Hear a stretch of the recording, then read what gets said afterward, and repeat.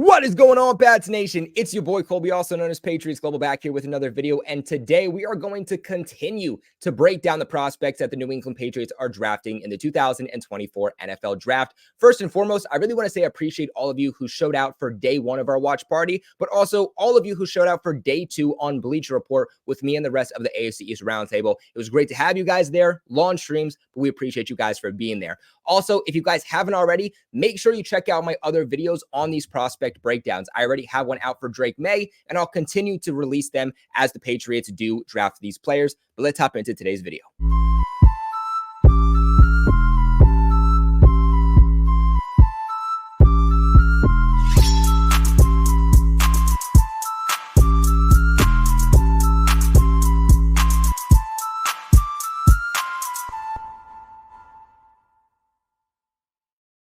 So first and foremost, the New England Patriots did end up trading down in the second round, like we all kind of figured they would do. We figured that they were either going to trade down in rounds 1 or 2 based off of how Elliott Wolf was talking, just basically saying one of the best ways to hit on the draft is by having multiple picks, and that he would like to acquire more picks, something he even said after drafting Drake May in round 1 yesterday.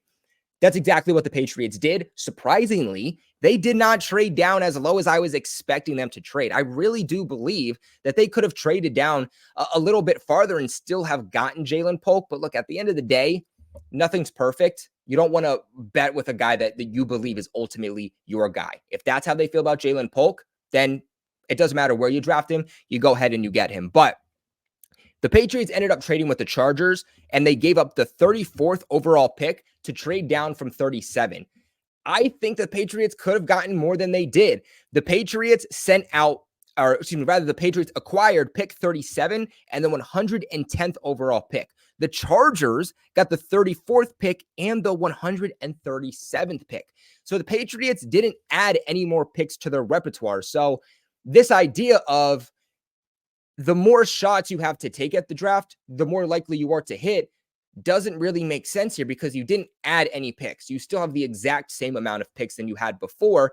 The only thing that this trade did to benefit the Patriots was they said, we want to be, instead of our 5th round, we want a 4th round. And that's essentially what they did. The Patriots and the Chargers essentially swapped 5th and 4th round picks. So not a big fan of the trade. I think you could have gotten better for it. I think also adding draft picks to your repertoire rather than giving them up probably would have been the better move. But again, I think the biggest takeaway is the prospect that the Patriots are getting here. Now, Jalen Polk was really one of my guys during this entire process. Whether we did mock drafts on my channel, the Roundtable, or Bleacher Report, you guys would know that I do like Jalen Polk. I really, really like Jalen Polk, and he was a safe pick. He makes a ton of sense for the Patriots, and this is a safe pick. This isn't the type of guy that they're drafting that you worry, is he going to translate? Is he going to work out? Does he even make sense for the team? He fits in like a glove to what the Patriots need.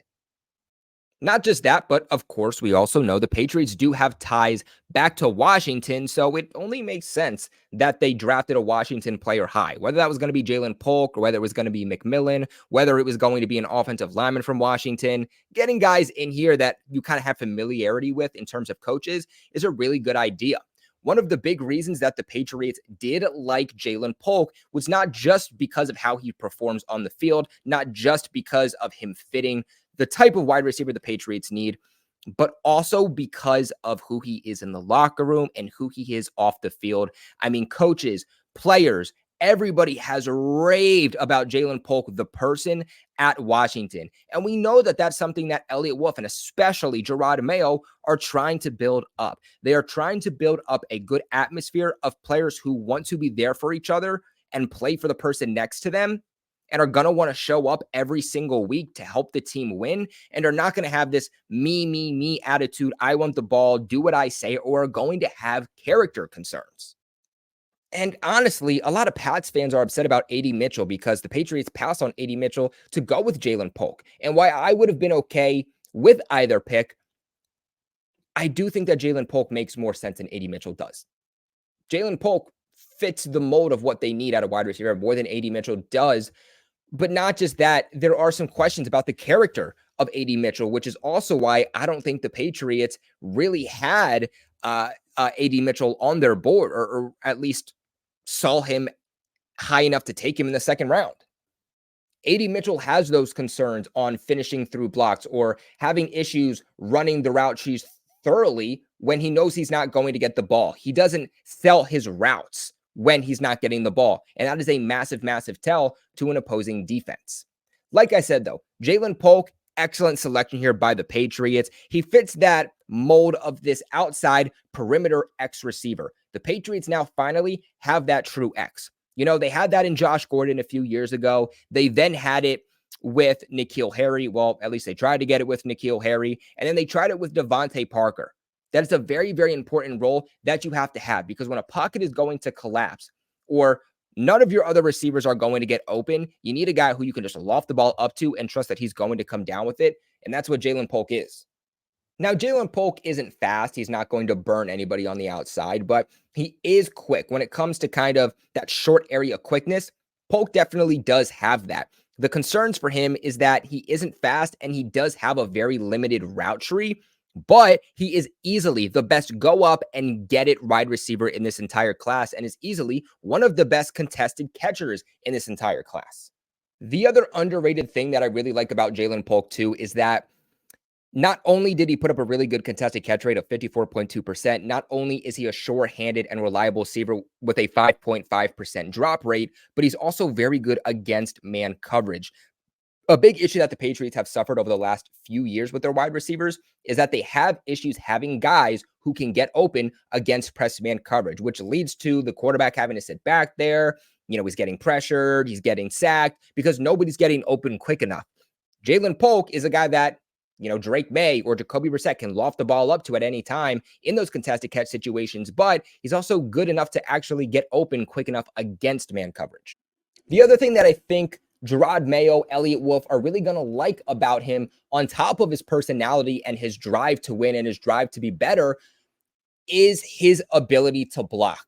One of the most underrated traits to a wide receiver is your ability to contribute in blocking for the running game. That's something that Jalen Reagor did excellently throughout his time in New England last year, which got him more snaps, got him on the field more, and gave him the opportunity to prove himself, which got him a second contract with the Patriots.